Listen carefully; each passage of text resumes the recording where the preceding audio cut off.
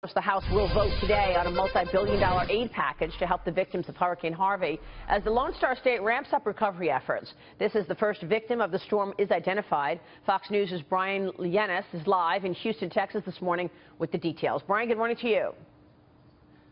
Good morning, Maria. Here in the still flooded West Houston, we expect the House by midday today to vote and pass a $7.85 billion Harvey financial aid that they desperately need here in Texas and Louisiana. That'll get sent over to the Senate, where the Senate will then likely tack that on to legislation to raise the debt ceiling and avoid a government shutdown. And then that legislation will be sent back to the House, where we can expect a final vote by the end of the week.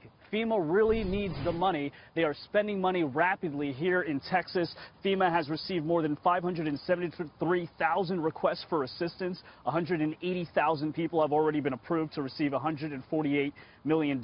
This as the acting Secretary of Homeland Security, Elaine Duke, visits Texas today, where she'll get an aerial tour of the devastation and recovery. She'll also meet with members of FEMA and other first responders. Yesterday, Governor Greg Abbott of Texas visited Beaumont, where a boil water notice is still in effect. He reassured Texans, though, that the toxic Superfund waste sites slammed by Harvey appear to be safe and have not leaked chemicals into the environment. He encouraged Texans, though, that they might want to go to their doctor and see if they need a tetanus shot. Meantime, the governor says that all the major interstate highways are open, but that flooding is going to remain for a little bit.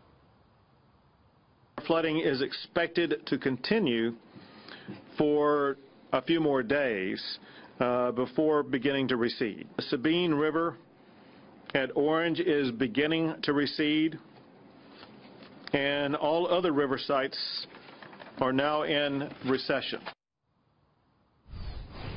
The first victim of the storm has been identified as 39-year-old Arthur Adams. He died in Rockport, and this water here in West Houston is expected to stay for another 2 weeks.